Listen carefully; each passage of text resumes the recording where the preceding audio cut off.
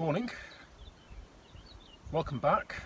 Well, it's a new video week, and but I'm still carrying on with the plumbing and the working towards getting the bathroom / shower room done.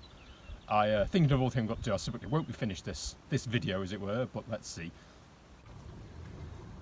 So the creme brulee torch is making a cameo appearance again.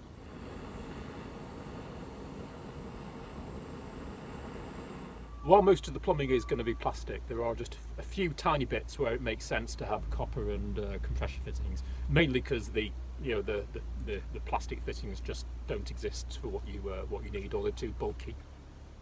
I have to say, compared to struggling with 28mm pipe, cramped around a hot water cylinder, doing that tiny thing was rather a joy.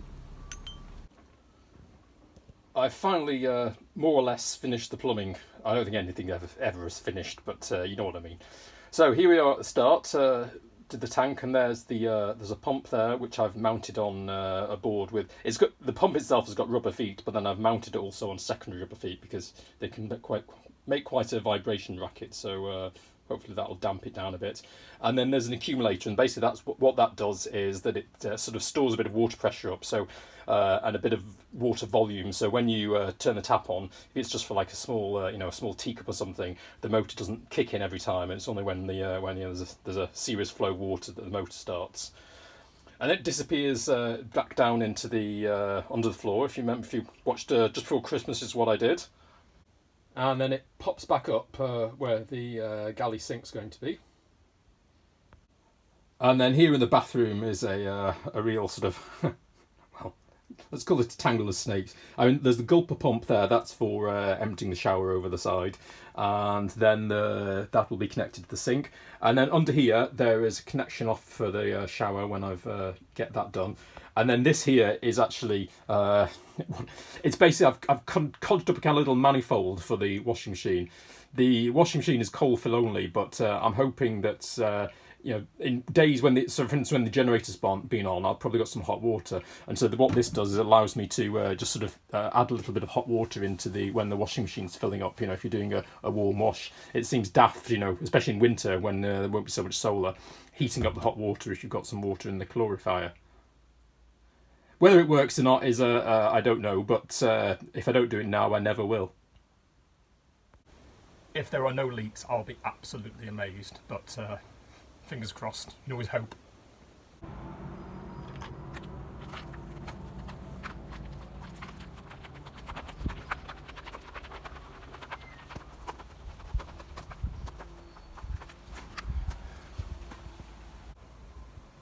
Well, with my hose and somebody else's hose I've just borrowed, I've just about managed to reach the water point.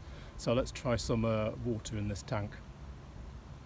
Well, the tank was filled last night, and what I did is, I've just left it overnight and just checked whether there was no leakage where the pipe is connected to the actual tank, which there isn't, and I'm touch wood, and I'm very happy about that.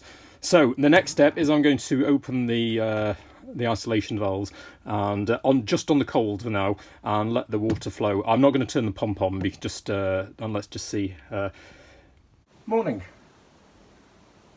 Well, in an absolute minor miracle, to my surprise and delight, the plumbing, apart from a small drip on the accumulator at the front, which I was able to easily rectify with a gunk of thread sealant, there were no leaks. I say and there was water spraying everywhere. I hadn't closed one of the isolation valves with the tap is yet to be attached. But hey, so that was absolutely amazing. However, the plumbing gods were not going to let me go away that easily, and when I started filling this up, to my absolute horror, I noticed that there were a couple of drips coming from not the plumbing I've just done, but actually the connection flanges where I'd those months ago plumbed in the heating, and obviously there's nothing I couldn't at the time. There was no water, so I couldn't really test it.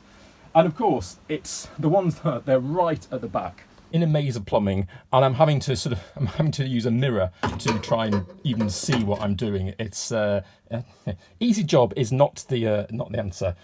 Happily, Chris has very kindly left me a selection of tools, including this giant spanner, which, after I've cut about with insulation on one of them, I'm just getting some purchase. Because I really hope I can tighten these up, because the last thing I want to do is have to undo all the connections and, you know, take the tank off and redo it. Mercifully, after waiting overnight, that seems to be dry. Thank goodness for that. Unlike the bilge, after I managed to kick up the whole bucket of water that had drained from the tank, that isn't dry. On the plus point, it made me connect up the bilge pump, which I hadn't got round to doing. But on the downside, the bilge pump does leave a few centimetres of water in the bottom. Thank goodness it's so hot at the moment, so hopefully that'll evaporate.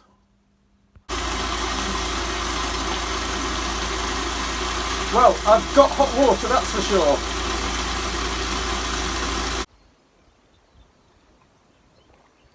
Of course, that wasn't meant to happen like that. After I'd finished the tank, I installed the Immersion little element, which is 900 watts, and I'd calculated that with 65 litres it would take more or less about 5 hours to change the temperature from 20 to say like 80 degrees centigrade. However, what I totally hadn't realised is that because it is quite a short element, basically it just...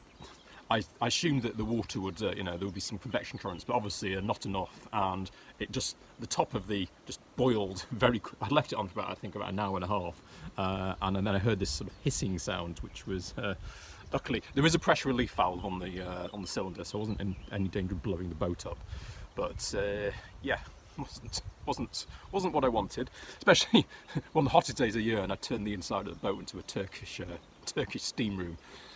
Anyway, I'll have to do something about that. I'll need to either put in a thermostat, because that's the problem. These little elements, unlike a home immersion heater, doesn't have a thermostat. So I need to rig in a thermostat in there, or at the very least put it on a sort of short timer, so you can only have it on for say 30 minutes or so at times. Anyway, that's another project for another day. I just won't put the immersion heater on, because I don't need to anyway. I don't have any use for hot water at the moment.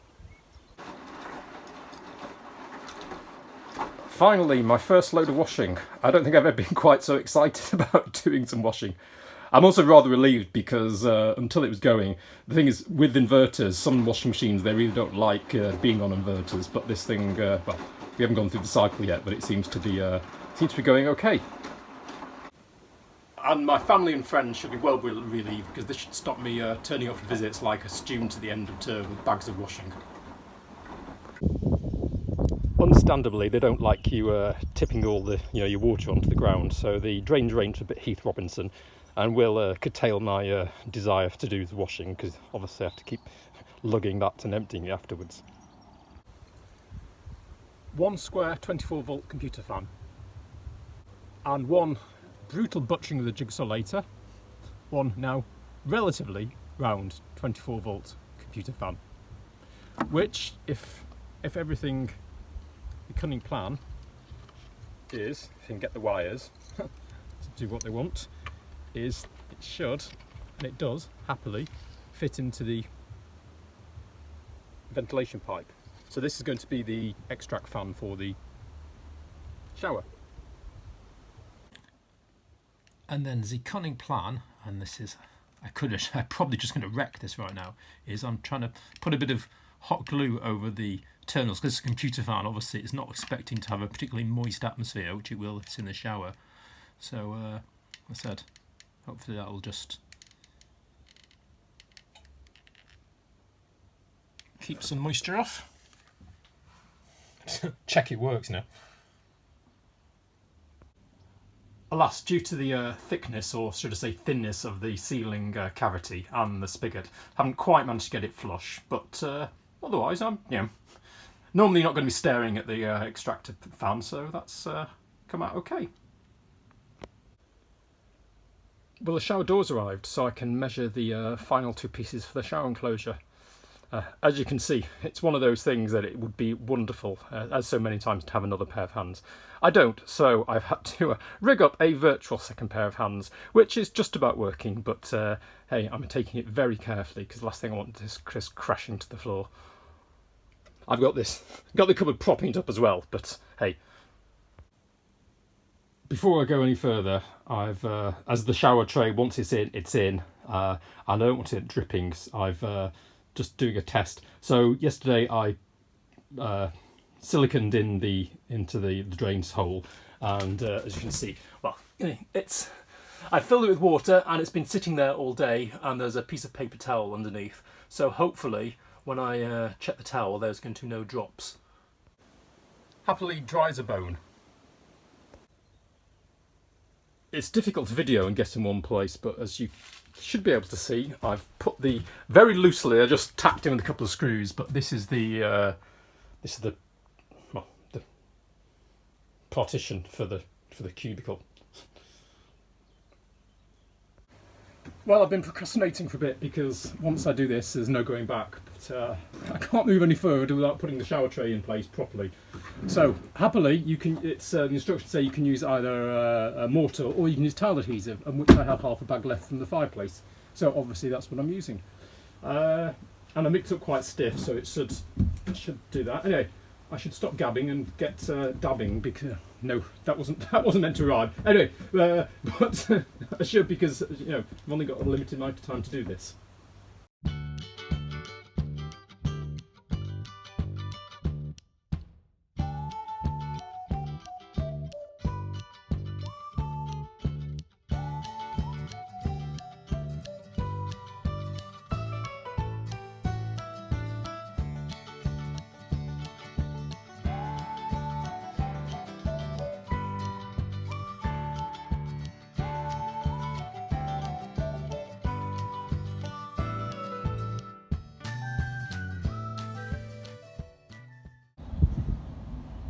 The shower panels arrived. I was both pleasantly surprised and horrified when they did. Pleasantly surprised because when I ordered them, it seemed an awful lot of money for a bit of flimsy plastic, but actually they're pretty substantial. They're more like the sort of polycarbonate sheets that you'd use for conservatory glazing. But the horrified bit, that means they're actually rather heavy and quite unwieldy to manoeuvre about. I thought I was going to sort of plop these thin sheets in, but it's going to be a bit more of a struggle. So I expected to be cutting this with a Stanley knife, but alas, I'm back to the world of sheet materials and the circular saw, which is going to make it a bit more of a pain. Complete with a fake snowstorm environment as well. A very sorry environment. I'm trying not to do it as little as possible anyway. So once again, the manufacturer's demonstration videos make this a lot easier than it actually is. Look a lot easier anyway. For a start, none of them they only show you just tiling or using these sheets in a corner, which is one thing. But because this is an alcove and there's actually 4 sides, because they need to click in sort of to the side, it's impossible to do. So especially as I've got to get one of the sides over through this curve, so I can't slide it in from that way. So I've had to undo some of the partition sides because otherwise it's just ain't happening.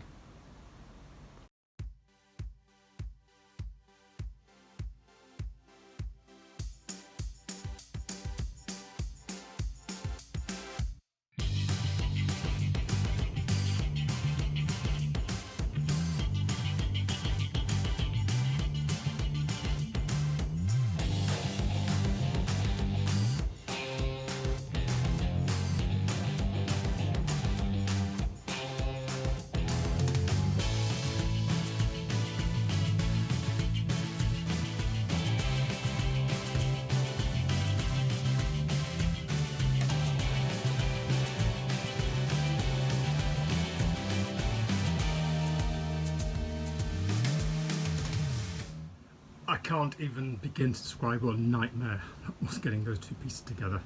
And I've got another 2 corners to do.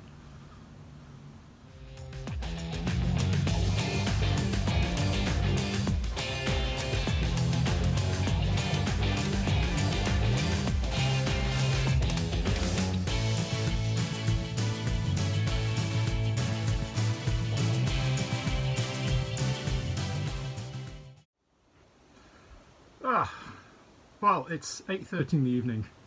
I didn't know when I started this morning, and I'm glad I didn't know when I started this morning, that it would take me all day. Well, I knew it wasn't going to be easy, but I didn't know it was going to be that hard. That's music lyrics almost. Anyway, it's in. It hasn't. I've got to now do some siliconing. Now I'm not. It's tomorrow, and obviously get the shower fitting in. But phew.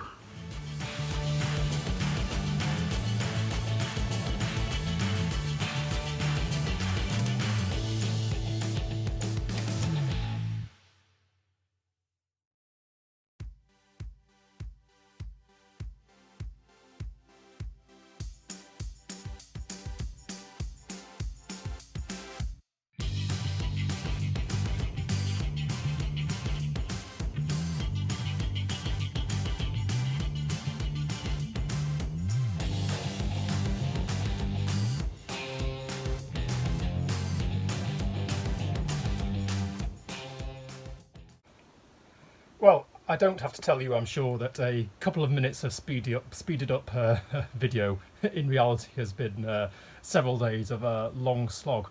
But I think I'm there. So let's try the inaugural shower. Hopefully that looks good, and I definitely turn the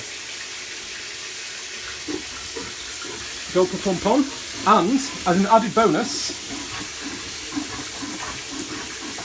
I've actually got the first ceiling light in now. I really hope there aren't any leaks. Anyway, I've put the immersion heater on just for 15 minutes this time, and so even though there's one, just for the hell of it, I'm going to have a shower.